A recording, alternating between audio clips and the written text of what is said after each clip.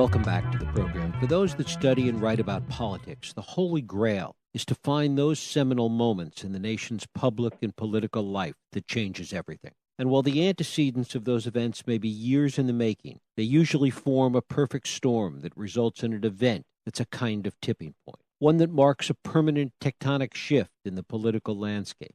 Sometimes, though, we have to let time pass before we appreciate or even understand those moments. The televised Nixon-Kennedy debates, Watergate and the Nixon resignation, the Vietnam War piped into our living room, and according to my guest, longtime political journalist Matt Bai, the implosion of Gary Hart's presidential campaign in 1987, a time when politics became a plot line, when the personal became both political and public, and when who, what, where, and when became gotcha. Matt Bai is Yahoo's national political columnist, the former chief political correspondent for the New York Times Magazine, and it is my pleasure to welcome Matt Bai back to this program to talk about his new book, All the Truth Is Out, The Week Politics Went Tabloid. Matt, thanks so much for joining us. Thanks for having me, Jeff. That's a terrific summary of my book. I think I might have to steal it. You're welcome to it. Thank you.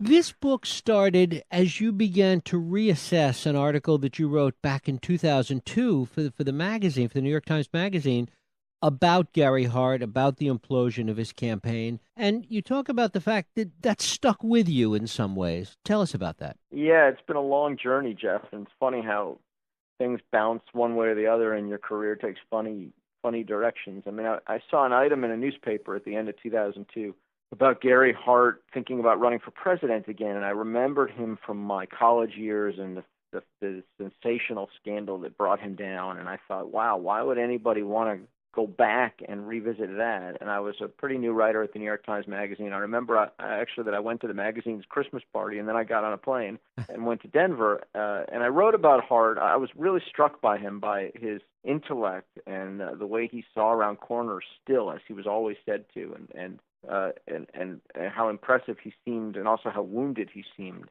And he was not going to run for president. I did a piece about it, and he didn't like it. I thought it was fine. My editors liked it. But over the years, as you say, it really did stick with me. I felt that something deeper was going on that I'd missed. I hate the feeling of not having gotten really to the bottom of something, and I began to really connect that moment in my mind with so much of what I was seeing in presidential politics as I covered the next couple of elections, which was the withdrawal of candidates and ideas and worldviews, the remoteness of the process, and how it was replaced with these constant discussions and attempts to illuminate character and moral fiber and all of these things that are very hard to gauge, and the way that we would boil down people to single embarrassing moments. And I felt like there was a story that had to be told. It became kind of an obsession for me, and a story I really had to put out there, and that's what this book became.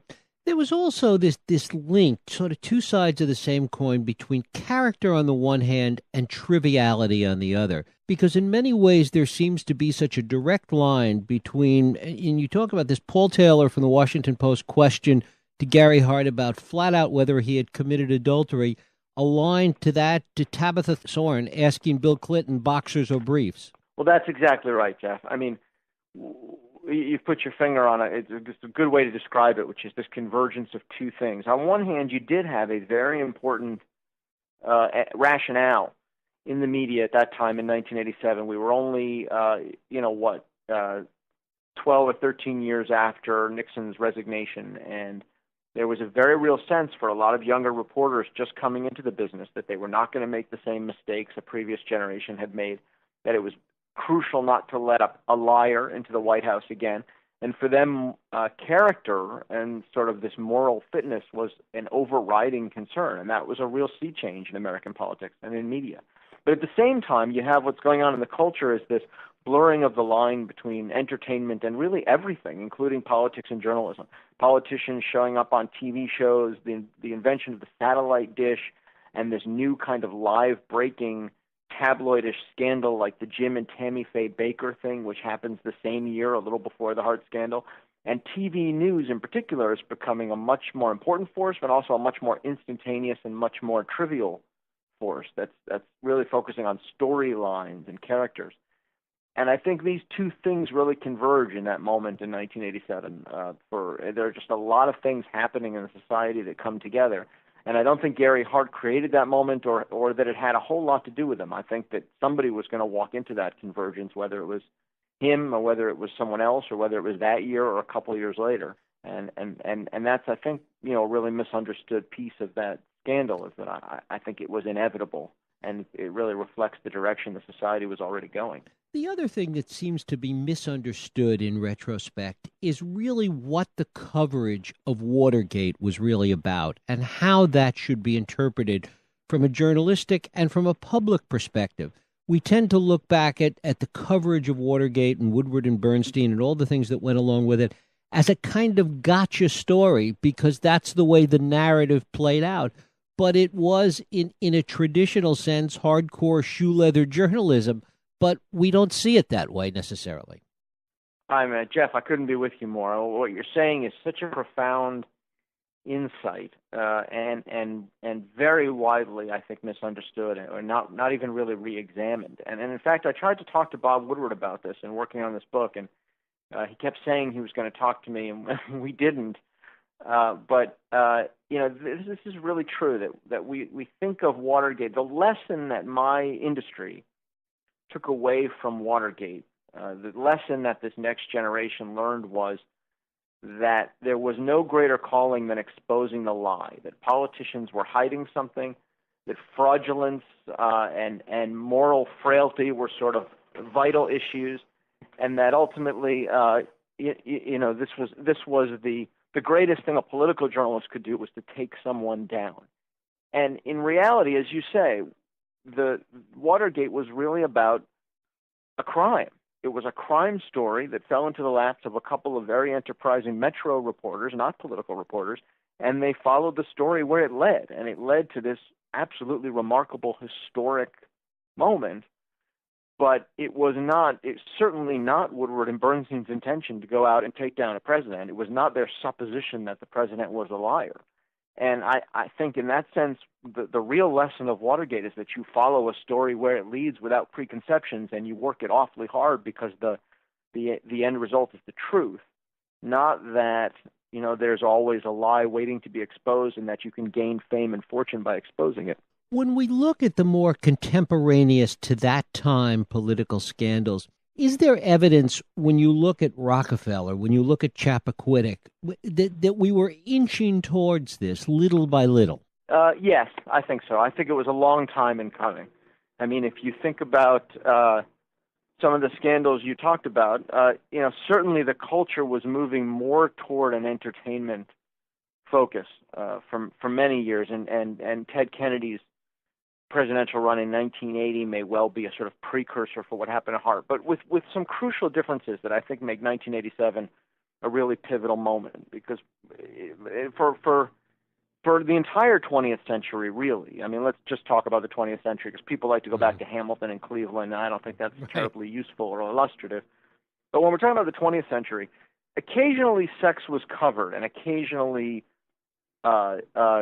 personal scandals broke out into the open, but they broke out into the open and became political issues, and then the press covered them. So Nelson Rockefeller divorces his wife and marries a much younger congressional staffer, or Ted Kennedy and Chappaquiddick. These things become political issues. They have to be covered, but no one searches for them.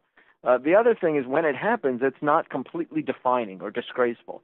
Right? It doesn't negate everything else you've done in your public career. So Chappaquiddick doesn't ruin Ted Kennedy. He goes on, in fact, to run for president and is lionized at his death. Nelson Rockefeller becomes vice president of the United States, finally. In Hart's case, what's really shocking is that reporters staked him out. Reporters in the Miami Herald have the presumed nominee of the Democratic Party, the Hillary Clinton of his day, literally backed up against a brick wall next to his townhouse while he's wearing a white hoodie late at night, and they're peppering him with questions. Who's the woman in your house? We saw her. Did you have sex with her? I mean, this is forgotten now and misremembered, as is a lot of the really gripping narrative at the heart of the book.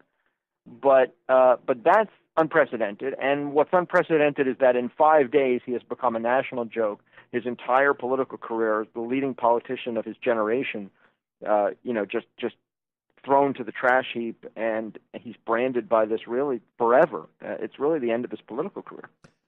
One of the interesting things about Hart being the one to step in, that the story happened around him, is that as smart as he was, and you write a lot about how smart he was and how prescient he was with respect to policy and so many other areas, that he was caught in between two generations with respect to this media world and this cultural landscape you talk about, that even though he was perceived as younger and hipper and part of a newer generation, he was clearly centered in the previous generation. And it becomes seemingly very clear that he didn't know how to navigate that landscape. It's true, and it's shocking. I mean, here you have a guy, you have to look at Hart, right? He's born in post-Depression Kansas, so he's a very reticent Westerner. He comes to public life in the 1970s as kind of a 30-year-old glamorous figure who managed George McGovern's campaign. So he's a kind of glamorous figure in Washington.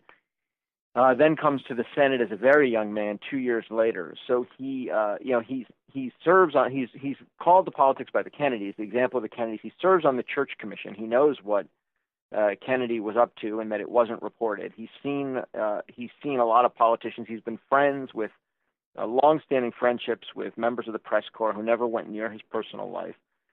He's twice separated from his wife. At one point, he stays on Bob Woodward's couch, right, and nobody writes about it. He's dating women all over Washington. In 1984, he becomes the biggest political celebrity in the country for months, almost taking the nomination from Walter Mondale. Everybody knows his reputation in Washington, but still nobody writes about affairs or liaisons.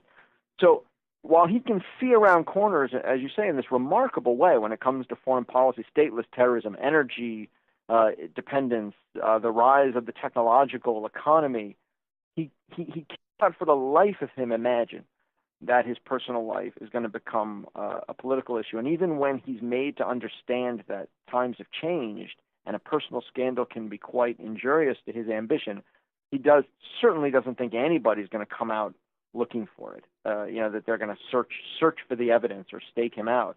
And he ends up in this moment, this incredible moment in the book in New Hampshire at this packed news conference, the sort of climax of this story, when Paul Taylor, a reporter from the Washington Post of all places, says to him in front of this packed room, "Senator, have you ever committed adultery?" And it's a shocking question. The people who were in the room, and I met someone who was in the room just a few days ago, they're shocked still. They remember that moment because no presidential candidate had ever faced a question like that. And Hart just freezes. He doesn't know what to say. He doesn't know what to say, and as the scandal unfolds, he doesn't know how to deal with it. I mean, it's hard for us to imagine in this day and age where we watch politicians weasel out of so many problems, including these kind of problems, that Hart just didn't have any frame of reference to deal with this.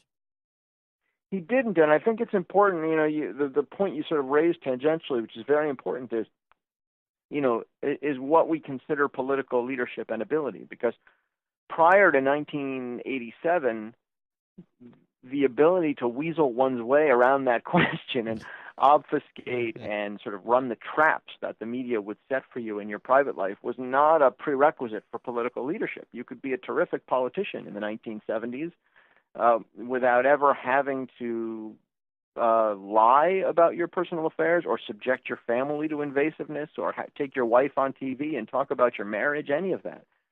After 1987, of course, the very definition of political ability shifts to one who can sort of navigate the game and avoid the gotchas. And so Hart is really well-suited, ideally suited for the political universe before 1987, but very poorly suited for the moment in which he finds himself. And he warns us, there's this terrific speech where he gets out of the race in 1987. He gives this angry speech. He tears up the one his staff writes for him, and he speaks from the heart in this kind of Bulworth moment.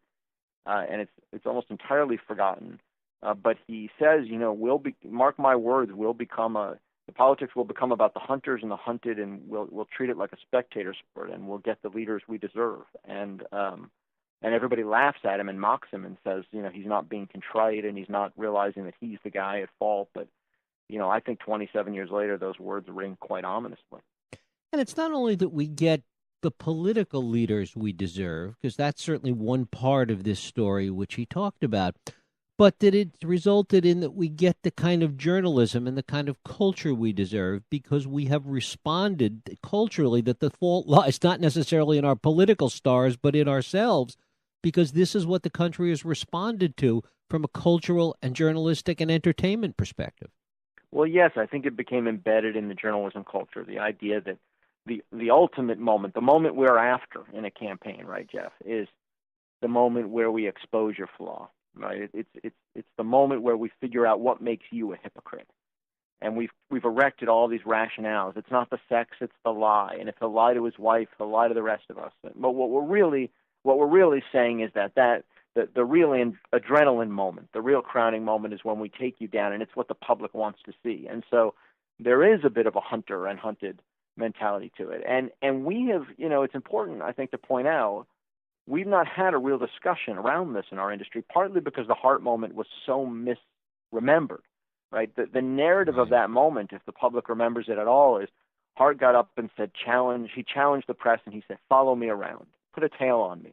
And then the press came after him, did exactly what he wanted, and it turned out that he was foolish enough to get caught. That's actually not what happened. It turns out that he did give that quote to a single reporter in a moment of exasperation. He did not intend it as a challenge. It wasn't taken as a challenge. And the Miami Herald put him under surveillance before that quote had become public and before they had a chance to consider it. They only start talking about the quote. They only see it in an advance copy of the New York Times Magazine while they're staking out Hart. So, in fact, we made the choice to the boundaries between public and private lives. It wasn't him. And, I think the misremembering of that prevented us, in a sense, or allowed us not to have a real debate in the years that followed over where to draw the line between public and private and how you measure the character or integrity of a politician and why we had decided to do that differently than we had for, a century before that. And, of course, the corollary of that is how these things play out in the public mind. I mean, I loved Rick Hertzberg's quote where he says that Gary Hart essentially was the first American victim of Islamic justice. And then you look at how other politicians since Hart have played this, and some successfully, some not so much. And that's part of this conversation that we've never had because it's so indiscriminate how this has played out. Well, Hertzberg's piece is amazing. He went on to a terrific career at the New Yorker, too. At the time, he was at the New Republic. And he writes what I consider to be really the only remarkably prescient piece that I've seen from that time. And in addition to saying, we've stoned to death this candidate like the mullahs in Iran, what he says is, surely if Gary Hart is a liar who can't be trusted, there's some accumulation of this in the public record. Let those lies be produced. And no one did, of course, and no one ever does. And the point that this gets to that I think is so important is, how do you measure the character of a person and in what context? Because what I really think this is about is context. People say, well, should we not care about what you do in your private life? Is there no transgression that matters to your character? Of course it does. And of course we should care about character. We always did. But these things, the worst moments have to be put in context. As Bob Kerrey said to me, the former senator, we're not the worst things we've ever done in our lives. And there's a tendency to think we are. And what happens in the moment with Hart is that the single worst thing that's ever been found out about him becomes the only thing that matters. And a lifetime of serving the public, not ever having been accused of corruption, not ever ducking a tough vote, not ever telling people what they wanted to hear, all of that is washed away. And I think if there's one thing we've lost in our business, it's not the focus on what's important. I mean, sometimes these transgressions are important, and we cover a lot of other things too. It's the context and the perspective to say in the moment when somebody has done something they regret, said something stupid, done something in their personal life that's embarrassing or shameful, that is not the totality of a person. And that some measure of context and balance are also, integral to responsible journalism. The other part of that, though, is that that Gary Hart's transgressions and the way this is played out, as we've been talking about, existed in the context of that moment, and Hart reacted to it the way he did because he was who he was generationally, as we talked about. But if you look at cases even since Hart, whether it's Bill Clinton or David Vitter or Spitzer, etc., that they always seem to function within the context of the moment, that there's no consistency in our response, in our reaction.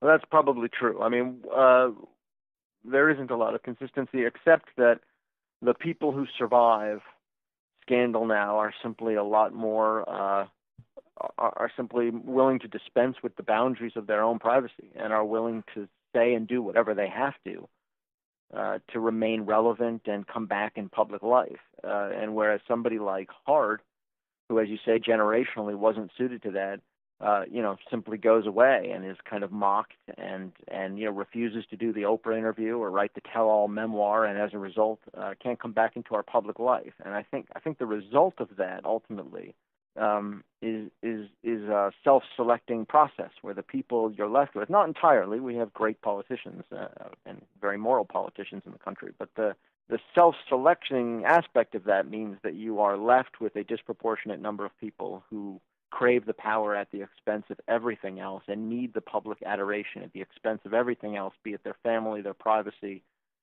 their own truth. Whereas somebody who doesn't want to put themselves through that kind of unendurable process and scrutiny simply doesn't run or is drummed out of politics. And you have a lot of people then who can enter politics who really have no business holding public office, in my view, because the focus is so much on their character and their personality and their ability to answer these questions that nobody's really asking them to explain their worldviews or their plans, and it turns out they don't have any.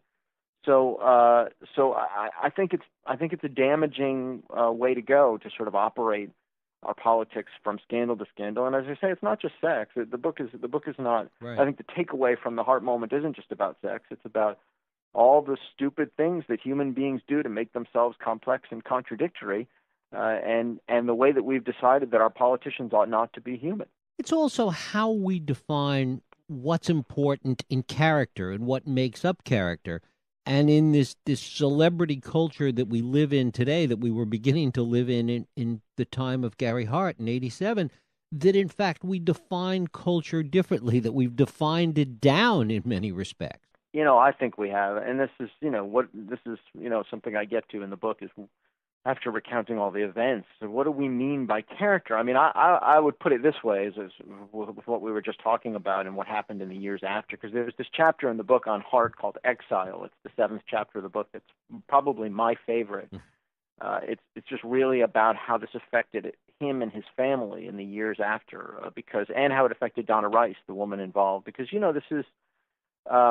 At heart, the book I've written is a story. It's really this human story, and it's a narrative about a man and his family and this moment. And the point I ask is, what is character? Right? Is character the guy who says, I'm not putting myself or my family through this. I'm not sharing the details of my private life now or for the next 27 years, and if it costs me all of my ambition and all of my reputation, fine, but there are lines beyond which I don't think I should have to go.